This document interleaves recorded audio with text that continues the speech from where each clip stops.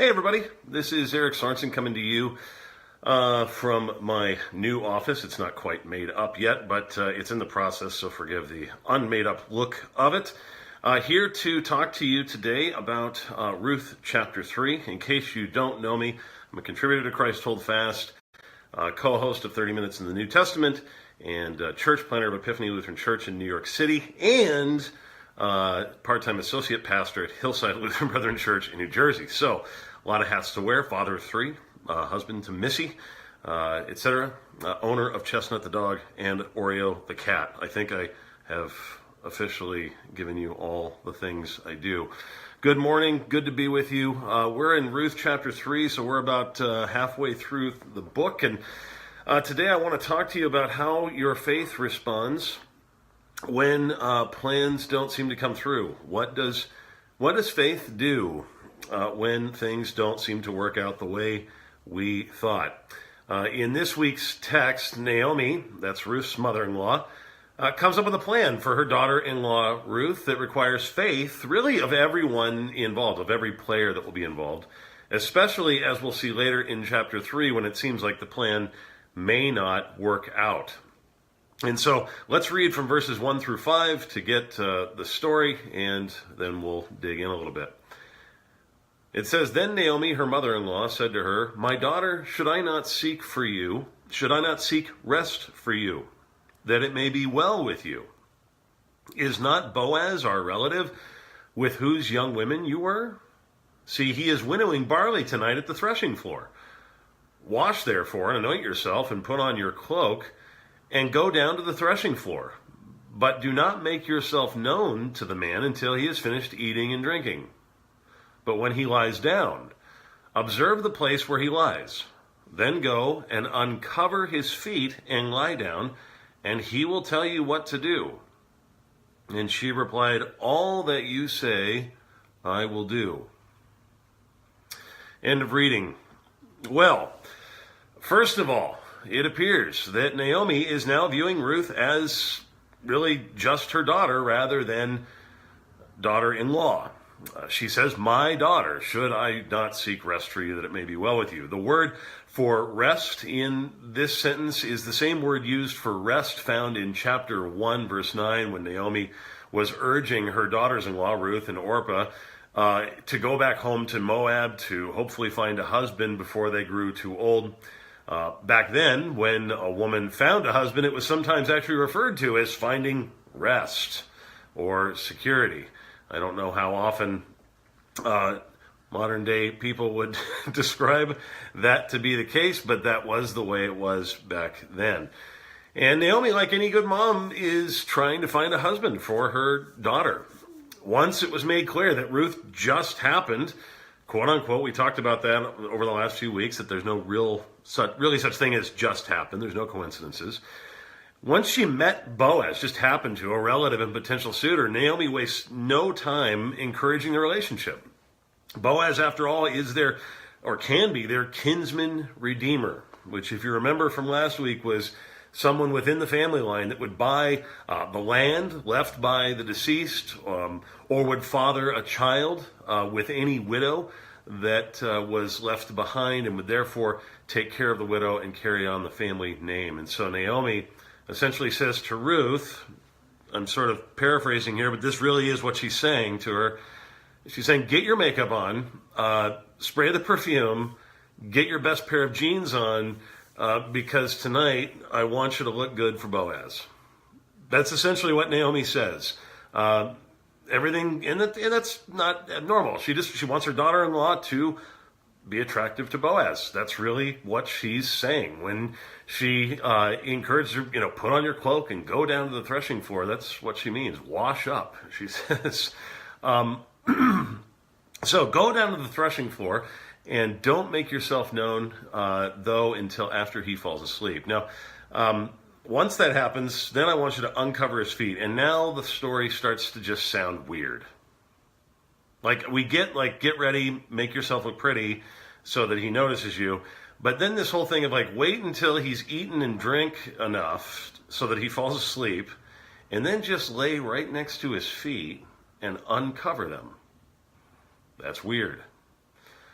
what's happening here is, first of all, the threshing floor in those days was actually known as frankly, a place of sexual immorality. Many times, prostitutes would hang out on the threshing floor and would make themselves available to men as they finished up their day. Hard day's work working on the threshing floor. I mean, you're constant. It's backbreaking work, really. You add that to the rest of Naomi's instructions, uncovering his feet and laying next to him, and there seems to be, and some scholars would even say, that Naomi is encouraging Ruth to basically proposition herself to Boaz. Some scholars have taken that position. Many commentators have, if you read commentaries on Ruth, there's not a ton, you will find some that hold that.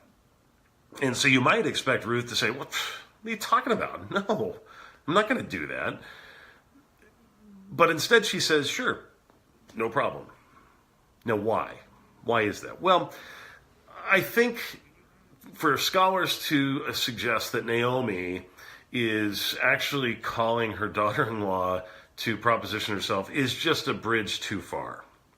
When we look at this through the cultural lenses of that day, I think we gain a good enough understanding to know that she's not being asked to do that. We know for one thing that, yes, although prostitutes did hang out at the threshing floor, there was also no better place to find a man during the harvest season than at the threshing floor. That's where most of them were. They worked there day and night, as is often the case with modern farmers in harvest season. They're just out in the field all the time. Secondly, the uncovering of the feet and the grabbing of a man's garment was a sign of respect and submission in that day. And it was really a symbol to a person that they were acknowledging their authority and their importance. And so it does not have to be interpreted in a sexual way, as some might have you believe. And so that's what Naomi wants Ruth to do, show respect and admiration for Boaz. And Naomi is truly suggesting a plan that is out of care for her daughter, and she wants to make sure that she is taken care of. There's no way that we could assume from anything else in this story that Naomi would have her do anything unseemly.